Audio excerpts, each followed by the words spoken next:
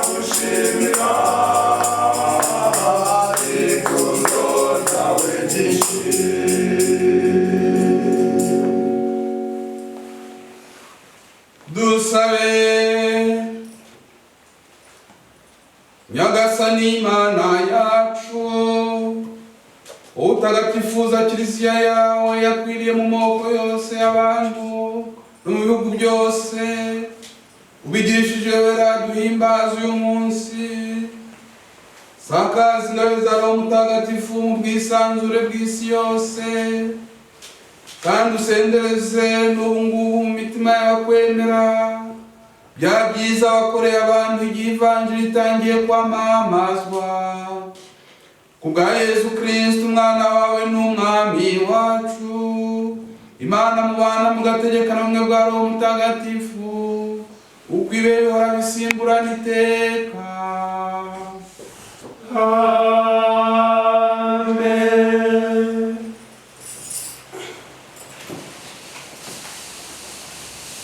Isomo ryo mu gitabo cy'ibyakozwe n'intumwa. Umunsi wa Pentekositi uragera, bose bakaba bakoraniye hamwe. Ako kanya umuriri umeze nk'inkubi y'umuyaga uva mu ijuru, maze wuzura mu nzu bari barimo. Nuko haboneka indimi zisa n'iz'umuriro, zigabanya zijya kuri buri muntu muri bo. Ubwo bose buzuramo Roho Mutagatifu, batangira kuvuga mu zindi ndimi uko Roho abahaye kuzivuga. Aho rero i Yerusalemu habaga Abayahudi bubaha Imana, bari baraturutse mu mahanga yose ari munsi y'ijuru. Ngo bumve urwo rusaku, rubanda rwose barakorana maze barumirwa, kuko buri wese yabumvaga bavuga mu rurimi rwe bwite. Barashoberwa, batangara bavuga bati, mbese abo bose bavuga si Abanyagalileya? Bishoboka bite se ko buri muntu muri twe abumva bavuga mu rurimi rwe kavukire? Baba Abapariti, Abamedi n'Aberamu, baba batuye muri Mesopotamiya, muri Yudeya no muri Kapadosiya, muri Ponti no muri Aziya, muri Furugiya no muri Pamfiliya, mu Misiri no mu turere twa Libiya duheranye na Sireni, baba abashyitsi baturutse i Roma, Abayahudi kavukire n'abayoboke b'idini yabo, Abanyakireta n'Abarabu, twese turabumva bamamaza mu ndimi zacu bwite ibitangaza by'Imana. Iryo ni ijambo ry'Imana. Dushimire Imana.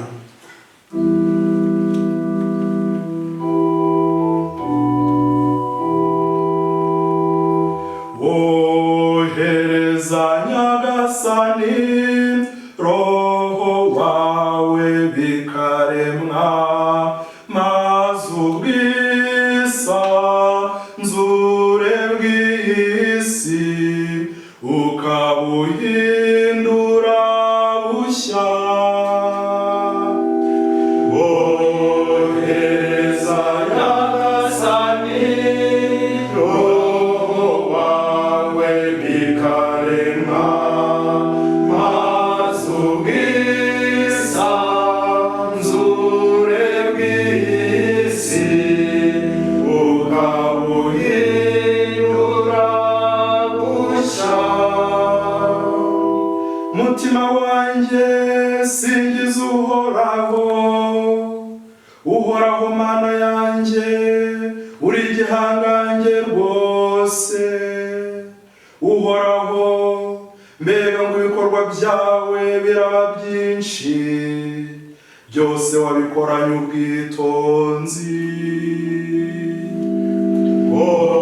Wohereza Nyagasani Roho wawe bikaremwa, maze ubwisanzure bw'isi ukabuhindura bushya. Wabivana mu mwuka bigahwera, bigasubira mu mukungugu byavuyemo. Wohereza umwuka wawe bikaremwa, maze imisusire y'isi ukayihindura mishya. Wohereza Nyagasani Roho wawe bikaremwa, maze ubwisanzure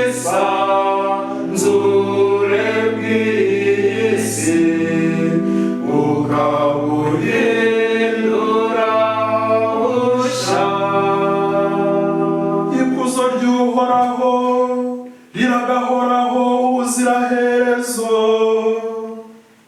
Uhoraho arakishimira ibikorwa bye, icyampa ngo umuvugo wanjye umunyure, maze Uhoraho ambera isoko y'ibyishimo. Ohereza Nyagasani Roho wawe ikarema, maze ubwisanzure bw'iyi si ukabuhindura bushya. Isomo ryo mu ibaruwa ya mbere Mutagatifu Pawulo intumwa yandikiye Abanyakorinto. Bavandimwe, ntawavuga ngo Yezu ni Nyagasani atabibwirijwe na Roho Mutagatifu. Ingabire ziranyuranye ariko Roho n'umwe. Muri Kiliziya kwitangira abandi biri kwinshi ariko Nyagasani n'umwe. Uburyo bwo gukora buri kwinshi ariko Imana niyo itunganya byose muri bose. Koko rero buri wese ahabwa kugaragaza ibyo Roho w'Imana amukoreramo ngo bigirire akamaro bose. Mu by'ukuri umubiri n'umwe kandi ugizwe n'ingingo nyinshi, ariko izo ngingo zose nubwo ari nyinshi zigize umubiri umwe. Niko bimeze no muri Kristo. Twese twabatirijwe muri Roho umwe ngo tube umubiri umwe.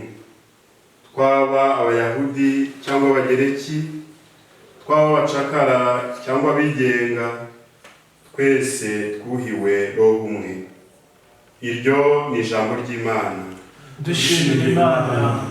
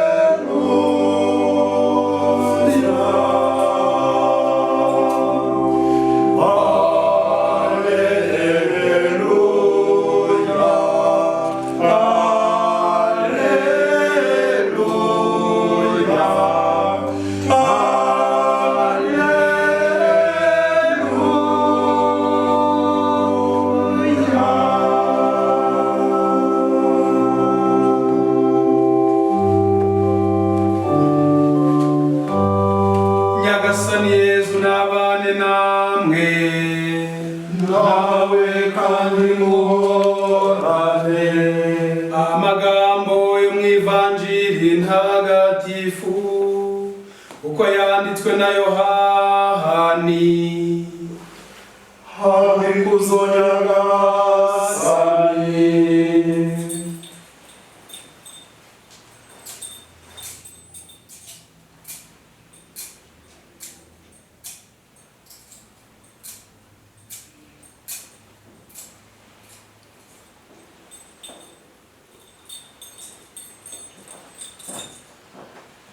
Ubwo hari nyuma y'urupfu rwa Yezu, ku munsi wa mbere ku cyumweru nimugoroba, inzugi z'aho abigishwa bari bateraniye zari zikinze bitewe no gutinya Abayahudi.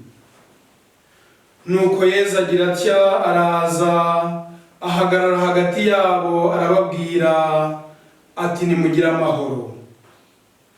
Amaze kuvuga atyo, abereka ibiganza n'urubavu rwe. Abigishwa babonye Nyagasani, ibyishimo birabasaga. Yezu yongera kubabwira ati, nimugire amahoro. Nk'uko Data yantumye, nanjye ndabatumye. Amaze kuvuga atyo abahuhaho arababwira ati nimwakire Roho Mutagatifu. Abo muzakiza ibyaha bazabikizwa, abo mutazabikiza bazabigumana. Iyo ni ivanjiri ntagatifu. Urasingizwa Kristo.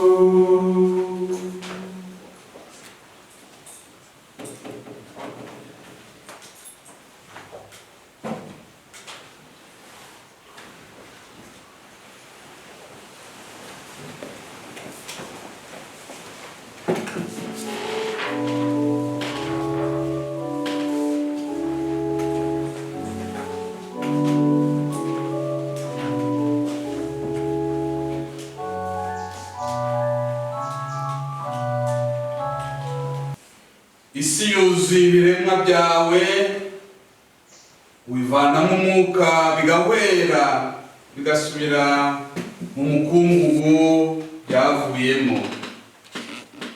Wohereza umwuka wawe bikarema, maze imisusire y'isi ukayihindura mishya. Aya ni amagambo twumvise yo muri Zaburi 103. Bakristu bavandimwe, ndabaramukije mwese bifuriza umunsi mukuru mwiza wa Pentekosti. Tumaze iminsi 50 mu birori bya Pasika. Twahimbaje ku buryo budasanzwe kubera ibihe bidasanzwe turimo. Muri ibihe bitoroshye dukomezwa n'isezerano Yezu yagiriye abe mbere yuko asubira kwa se. Yezu yadusezeranije Roho Mutagatifu. Iryo sezerano kandi yaryuje ku buryo bw'agatangaza ku munsi mukuru wa Pentekosti duhimbaza none. Kuva mu ntangiriro kandi tuzi ko n'iremwa ry'isi, mu ntangiriro ry'ibyaremwe byose kugera ku ndunduro y'ibihe, Roho w'Imana ari kumwe natwe akaba agaragaza ububasha bw'ukuboko kwe. Bavandimwe, Roho Mutagatifu niwe uduha ubuzima busendereye. Mu iremwa ry'isi, Roho w'Imana yahuhiraga hejuru y'isi. Ni nawe wasubije ubuzima umuryango w'Imana igihe wari wihebye umeze nk'amagufa yumye. Uhoraho ati, ngiye kubashyiramo umwuka maze mwongere mubeho. Ngiye gukingura imva zanyu nzabavanemo. Nzabashyiramo umwuka wanjye mubeho kandi batuze ku butaka bwanyu. Ibyo tubibwirwa n'umuhanuzi Ezekiel mu 37. Iyo gahunda y'Imana yo gukiza abantu yuzuye igihe Yezu umwana w'Imana asamwe ku bubasha bwa Roho Mutagatifu barihana na Bikira Mariya, maze akaza akabana natwe akatwigisha, akatubwira ijambo ry'Imana, akatwiyereka, ndetse bikagera aho dupfira ku musaraba akazukira kudukiza. Uburyo bw'agatangaza ku munsi wa Pentekosti Yezu wazutse adusendereza uwo Roho nyine. Bavandimwe, Roho Mutagatifu niwe uduhindura bashya, tukarangwa n'ubumwe ugomba kuranga abavandimwe. Mu gitabo cy'ibyakozwe n'intumwa twumvise abuzuye Roho Mutagatifu batangira kuvuga mu zindi ndimi uko Roho abahaye kuzivuga. Roho w'Imana aduha kuba bashya, tukava mu myumvire n'imivugire bishaje tukagira imyumvire n'imvugo bishya. koko rero bavandimwe, hari imyumvire n'imvugo bimenyerewe n'ab'isi. Unatanga nk'ingero, ukunda gukunda, akebuka jya wamugarura, uguha n'ibindi muzi. Ariko hakaba n'imvugo iranga bemera, ba bandi bemera kugengwa na Roho w'Imana, nibo bavuga ibidasanzwe, bagakora ibidasanzwe, bakabaho ku buryo budasanzwe, ku buryo butangaje. Urukundo rwitangira abandi, urukundo rurenga imipaka abantu bubaka, ndetse no kugeraho gukunda n'abatwanga, tugasabira abadutoteza. Koko rero, nk'uko Pawulo mutagatifu abishimangira, twese twabatirijwe muri Roho umwe ngo tube umubiri umwe. Twaba Abayahudi cyangwa Abagereki, twaba abacakara cyangwa se abigenga, twese twuhiwe Roho umwe. Mu gihe hari abasabitswe n'urwango n'amacakubiri, twebwe abemera Kristo, abemera kuyoborwa na Roho Mutagatifu, twimitse urukundo, twimika ubuvandimwe, bya bindi biranga abumbiye mu muryango umwe w'abana b'Imana bizihiwe. Bavandimwe, Roho Mutagatifu aduha gushira ubwoba. Roho Mutagatifu aduha ubutwari bwo kuba abahamya ba Kristo aho rukomeye. Nk'uko Ivanjili ya Yohane twumvise ibitubwira, Roho Mutagatifu yamanukiye ku ntumwa igihe bari bifungiranye kubera impamvu ikomeye, ubwoba bw'Abayahudi. Mbese umuntu yabigereranya n'uburyo twifungiranye mu ngo, kugeza tukaba twifungiranye no mu ntara, kiliziya zidadiye, kiliziya zifunze, tukaba tutari twashobora guhura ngo dusingize Imana nkuko twari tumenyereye. Impamvu murayizi, ni ukubera ubwoba bwa coronavirus. Kubera ubwoba abantu barifungiranye, abantu batinya kwegerana, ndetse no kuramukanya bya bindi bisanzwe biranga umuco wa Kinyarwanda. Ubwoba murabizi, ubwoba bushyira igihu mu bwenge no mu maso, ndetse bituma umuntu ahumeka insigane. Ubwoba burajunjika cyangwa se bugatera kurya iminwa, umuntu akavuga ntatobore. Ubwoba butera guceceka ukuri uzi neza cyangwa se ukivuguruza. Ubwoba butuma abantu badatinyuka kuvuga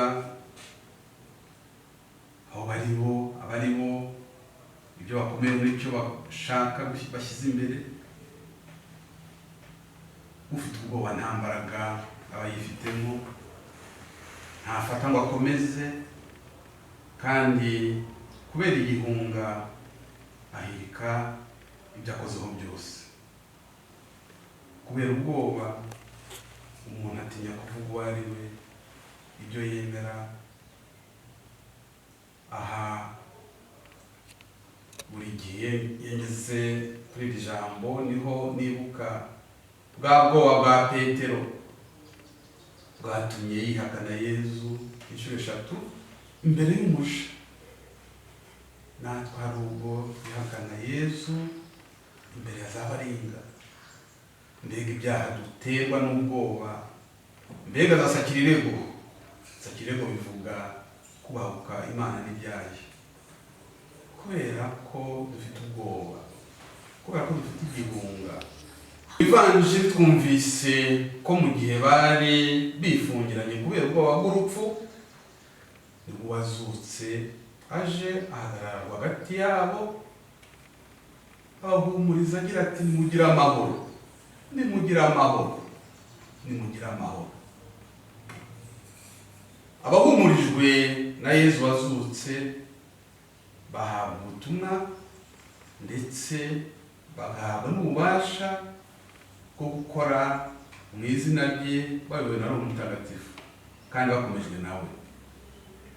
Kuyoborwa na Roho w'Imana nibwo tuzera imbuto za Roho Mutagatifu Pawulo atubwira: urukundo, ibyishimo bitari ukuvuga guhora umuntu aseka, ahubwo ukunyura mu igeragezo wirengeye Imana ifite ububasha bwo gutabara kudukiza.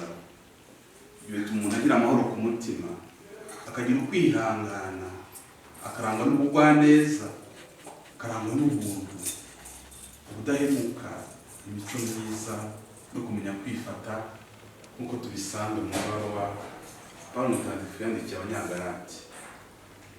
Bavandimwe, kuri uyu munsi mukuru wa Pentekositi, Roho Mutagatifu amanukira ku ntumwa, nimucyo dusabire ku buryo bw'umwihariko Kiliziya, umuryango mugari w'abana b'Imana, ngo ingabire za Roho Mutagatifu zivugurure mu buzima no mu butumwa bwayo. Dusabire abayobozi b'ibihugu kugira ngo Roho Mutagatifu abayobore mu byemezo bafata, bashyire imbere ineza y'abo bashingiye.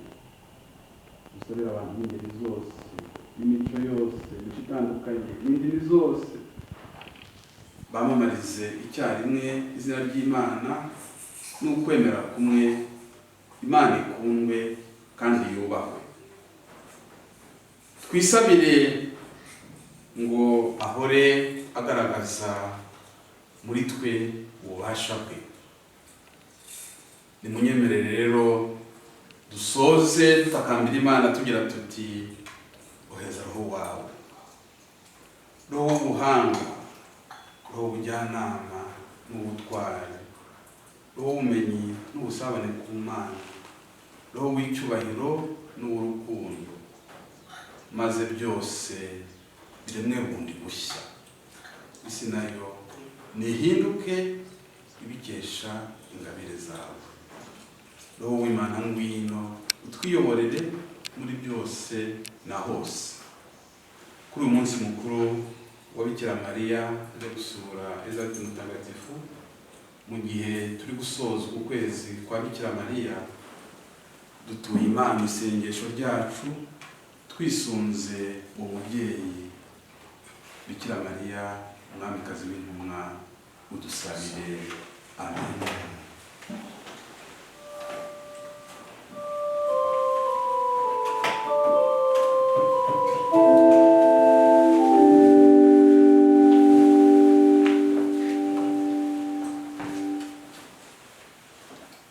Ndemera kw'Imana rimwe,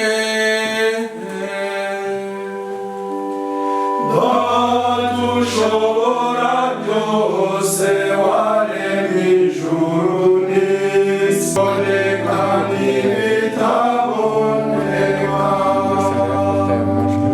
umutegeka wacu n'umwe, umwana w'ikinege w'Imana, mbere yaye n'Imana yavuye ku Mana, n'urumuri rwavuye ku rundi, Mana y'ukuri yavuye ku Mana y'ukuri, yarabyawe ntiyaremwe, asangiye kamere na Data,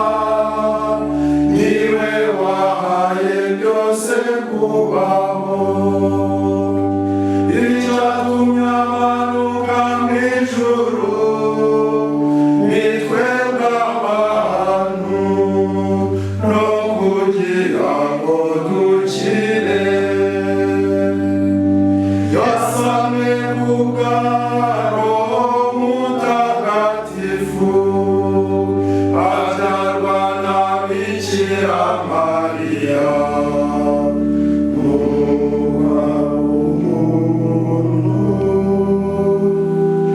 yawe umusaraba ritwagirira ku ngoma ya Ponsiyo Pilato niho yapfuye maze arahambwa nuko ku munsi wa gatatu arazuka nk'uko byari byaranditswe nuko azamukira mu ijuru yicaye iburyo bwa Data kandi azagaruka gucira imanza abazaba bakiriho n'abazaba barapfuye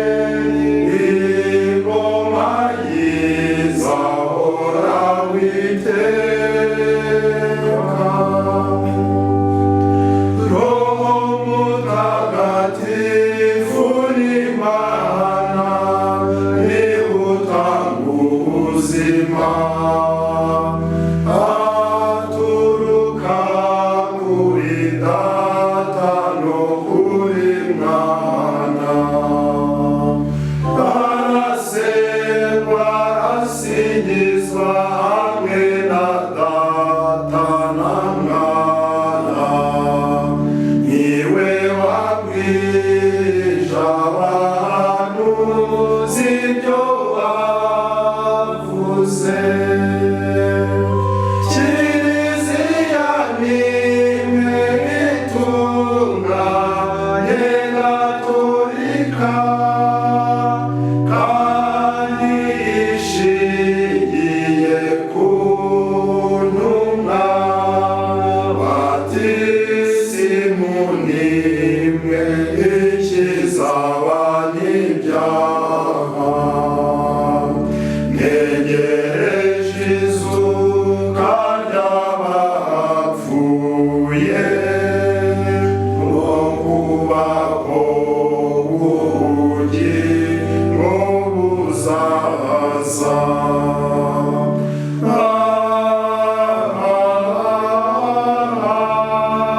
Amina.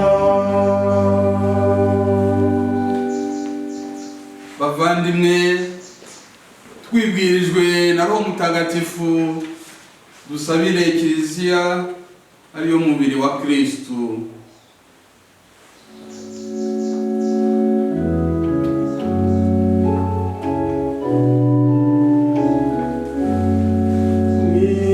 Mimbanyi utubabarire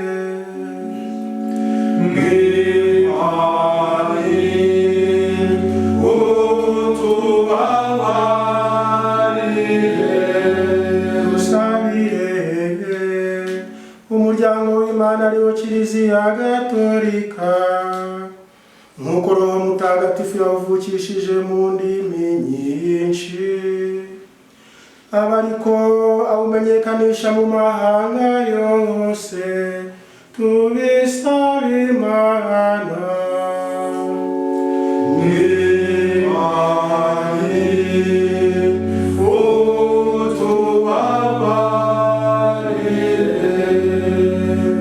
Dusabire diyosezi yacu ingo zirimo n'imiryango remezo Nyagasani azibuganize mu Roho Mutagatifu uwaturemye mu buhanga aturagire mu bwenge tubisaba Imana.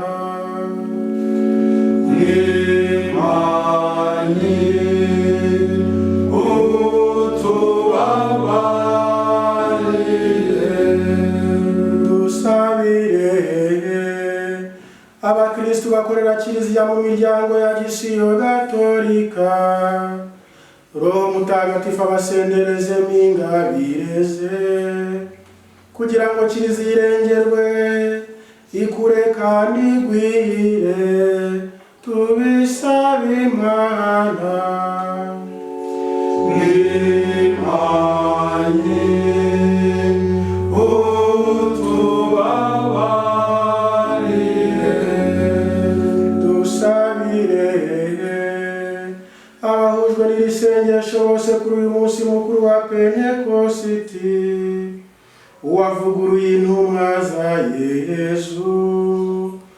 aduhindure n'abahamya ba Kristu tubisaba Imana.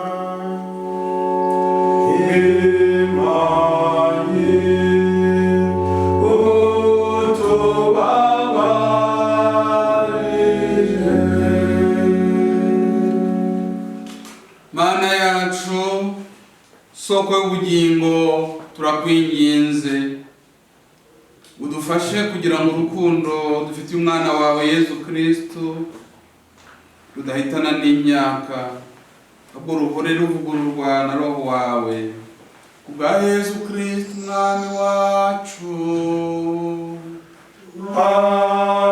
Amen.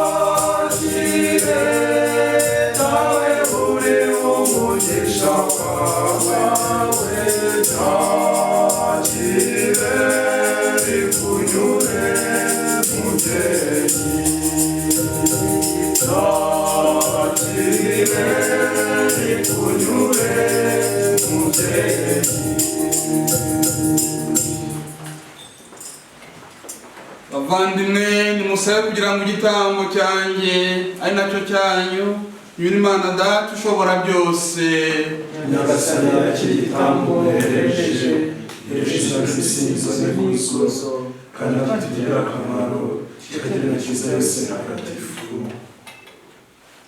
Nyagasani turakwinginze nk'uko umwana wawe yadusezeranyije, Roho Mutagatifu naze kurushaho kumenya ibanga ry'iki gitambo kandi agira ibambe, maze aduhishurire ukuri kose ku bwa Kristo umwami wacu.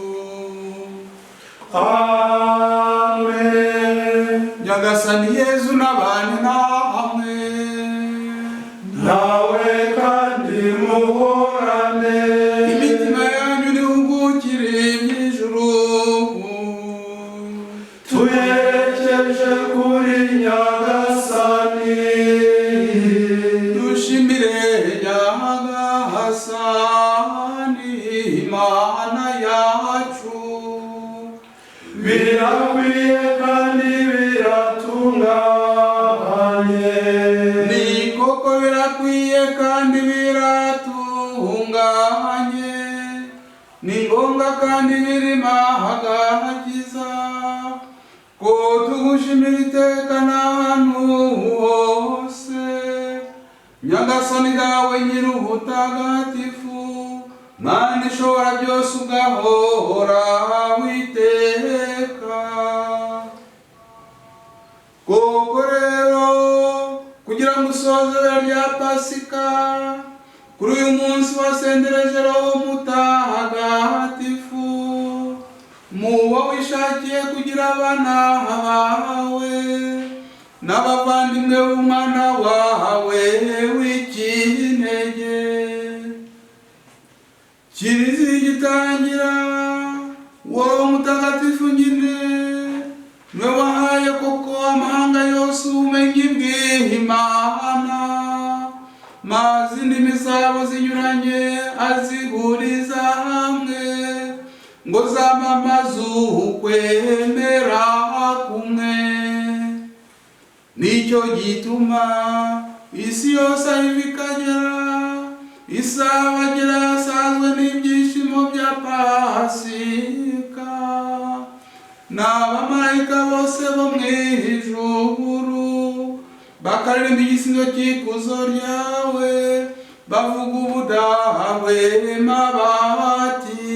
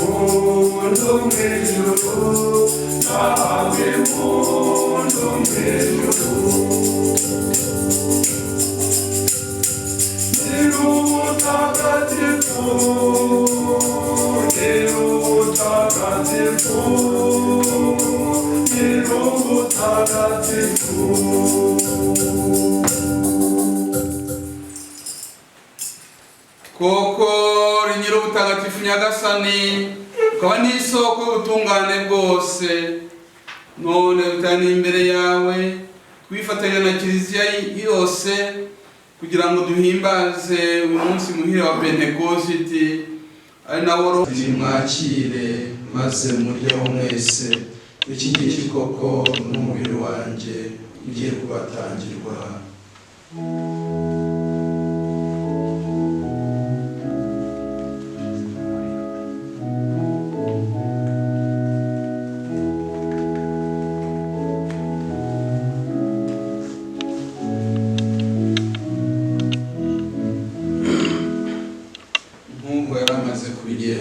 Barangije kurya afata inkongoro, none arashimira, nuko ahereza abigishwa be avuga ati nimwakire urwanjye.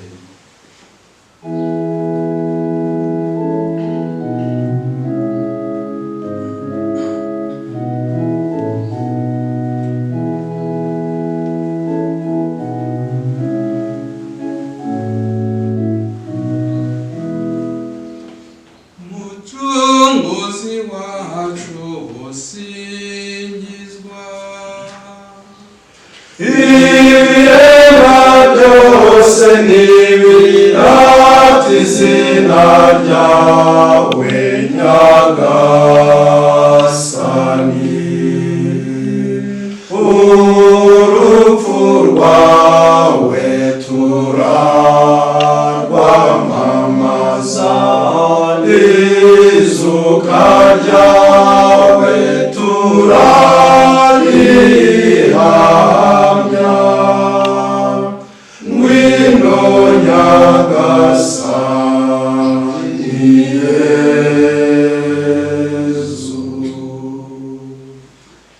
Nyagasani yatwukurizuka by'umwana wawe, tutumirwa tutanga ubugingo hamwe n'inkongoro y'ubushiro, tugushimira ko watumye tuberwa no kugushengerera tukaguhereza aya maturo, kandi turakwinginga twiyoroheje ngo twebwe abasangiye umubiri n'amaraso bya Kristu, Roho Mutagatifu aduhuze twunge ubumwe. Nyagasani wibuke kiliziya yawe ugiye ku isi hose, maze wego rya mbere mu rukundo hamwe na Papa wacu Francisco n'umwepiskopi wacu Viseni n'abatorewe umurimo wa Ritari bose. Wibuke kandi n'abavandimwe bacu bapfuye bafite ubwizere bwo kuzazuka, hamwe n'abandi bose bapfuye usanzwe ufitiye impuhwe, maze ubakirire mu rumuri ruguturukaho. Turakwinginze ngo natwe twese utugirire impuhwe, maze tuzashobore kugira umwanya mu bugingo bw'iteka, hamwe na Bikira Mariya umubyeyi muhire w'Imana, Yosefu mutagatifu mugabo udahinyuka, intumwa zawe ntagatifu n'abandi batagatifu bose bakunyuze ku bihe byagiye bisimburana, nuko hamwe nabo tuzagusingize tukurata kubwa Yezu Kristu umwana wawe.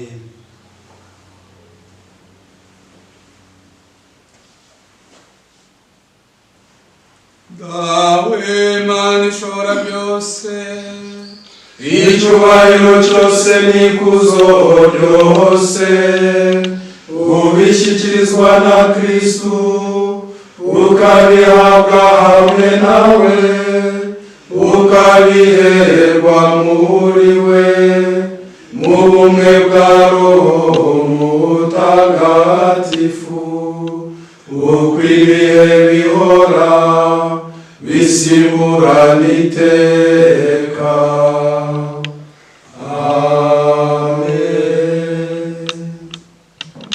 nk'uko twabibwirijwe n'Umukiza kandi biteka bakabitwigisha, dutinyutse kuri imbere hamwe tuti: Dawe uri mu ijuru, izina ryawe ryubahwe, ingoma yawe yogere hose, icyo ushaka gikorwe munsi nk'uko gikorwa mu ijuru.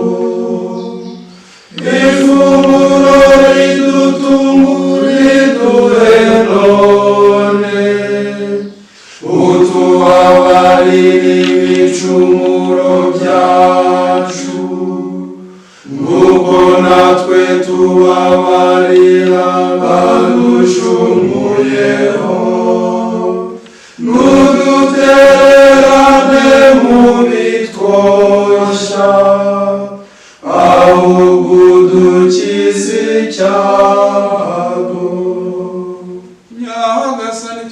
turakwinginze ukize ibyago byose, ibihe turimo ubisakazemo amahoro, impuhwe zawe ziturengere, zidukize icyaha cyose, ziturinde n'amakuba yose, mu gihe tugitegereje ya mizero mahire n'ukuza k'umukiza wacu Yezu Kristo.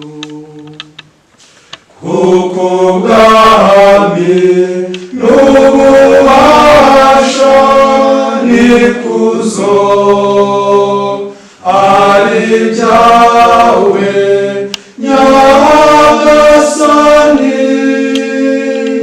iteka ryose.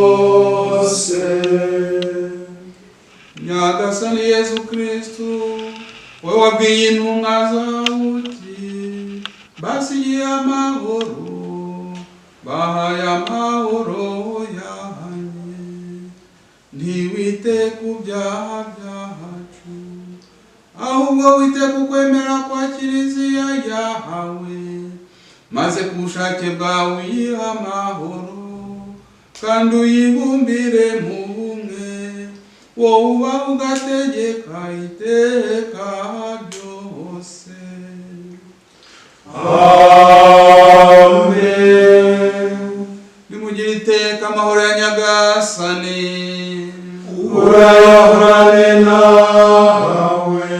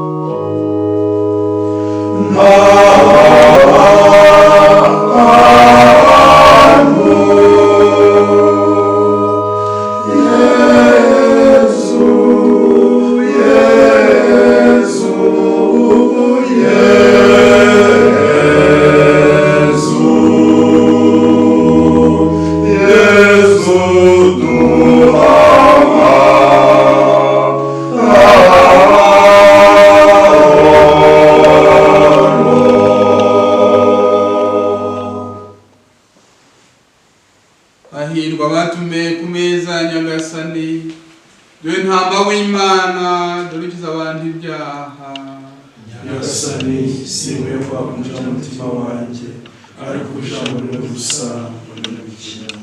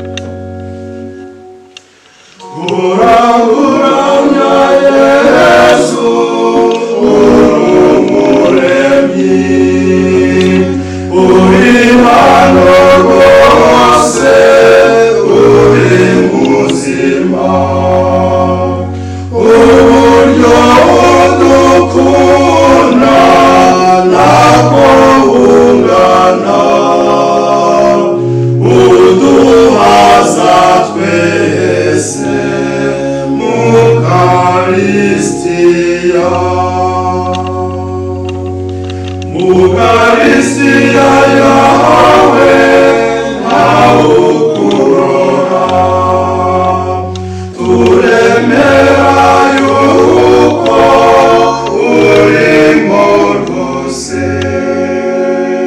Mwimanyiriwa gakera umusaraba, wakijije umwangizi uguhatseho.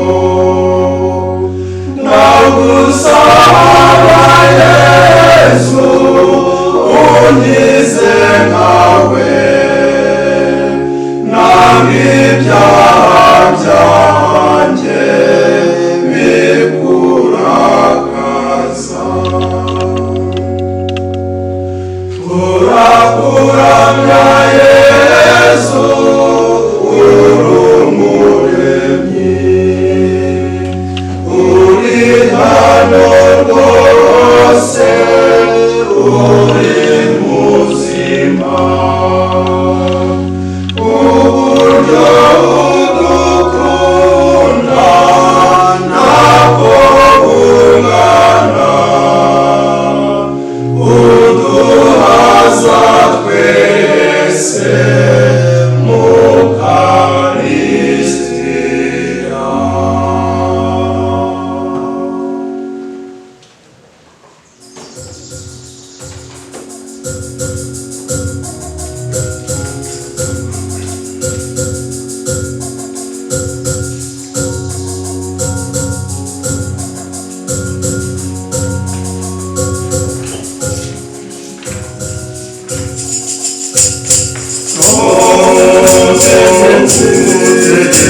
Yakwiriye mu isi hose,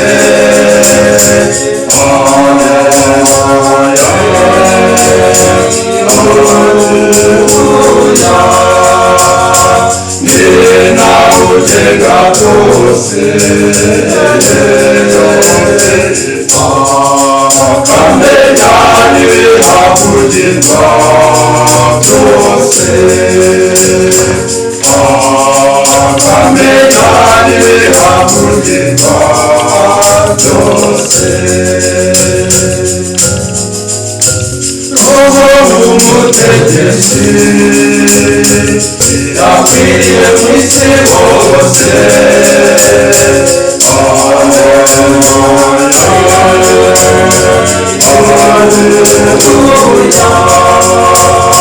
ni nawe ugenga byose, akamenya n'ibihavugirwa byose. dusabe. Nyagasani Imana yacu,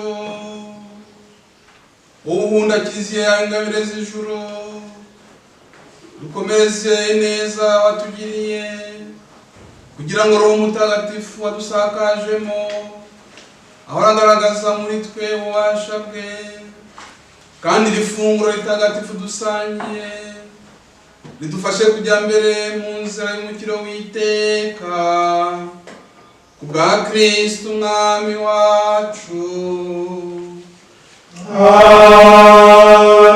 Amen.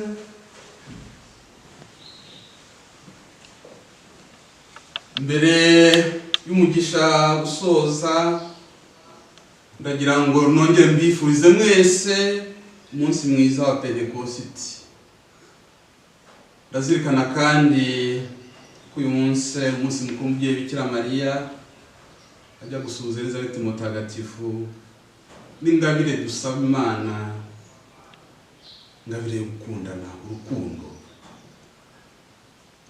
Ndifuriza umunsi mwiza rero abahimbaza uyu munsi mukuru ku buryo bw'umwihariko, umunsi w'umubyeyi Bikira Mariya, ndetse n'abatagatifu Petronira na Kasiyani, kandi nzirikana abantu bose bahimbaza ku buryo budasanzwe iyi Pentekositi. Pentekositi duhimbaza ku buryo budasanzwe kubera icyorezo cya coronavirus. turatakambira Imana ngo dukize dutabare. Tugiye kugira hamwe iri sengesho tugusaba kugira ngo dufashe guhagarika umuvuduko w'iki cyorezo, kugira ngo ukize abo bose bamaze kwandura, wakire umugambi bwawe wahitanwe nacyo kandi uhuze imiryango yabo. Turagusaba kandi kugira ngo hashobore kuboneka vuba umuti ukiza uwo murwayi, kugira ngo abayobozi b'ibihugu n'abita ku buzima bw'abantu bashobore gufata ingamba ziboneye zirengera ubuzima bw'abantu. Tubisabye ku bwa Yesu Kristo umwami wacu, amen. Isengesho ryo kwiragiza Bikira Mariya mwamikazi wa Fatima. Bikira Mariya mwamikazi wa Fatima, umubyeyi utagira inenge wa Yesu n'uwacu, Imana yakugize umugaruzi w'ingabire zayo, maze ku bubasha bwa Roho Mutagatifu utubyarira Yesu Kristo dukesha umukiro. Twebwe abana warazwe turagushimira ineza yawe kandi twizeye ubuvunyi bwawe. Uturinde icyaha n'amakuba, ku isi hose haganza amahoro. Tugutuye Kiliziya yacu irushaho kumugenera izire Kristo.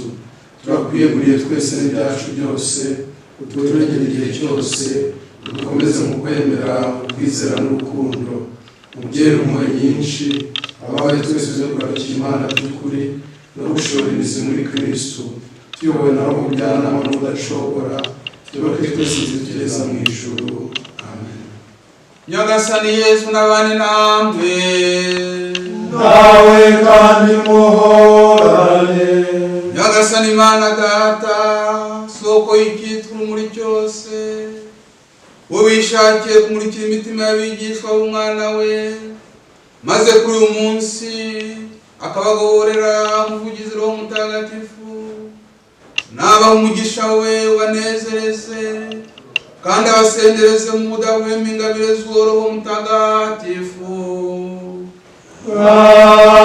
Amen. Wa muriro w'agatangaza urukiye ku bigishwa ba Kristo, nusukura imitima yanyu, witsembemo ubusenga bwose bw'icyaha, kandi icyezeze cy'urumuri rwawo kibasanganye mu mucyo wa Roho Mutagatifu.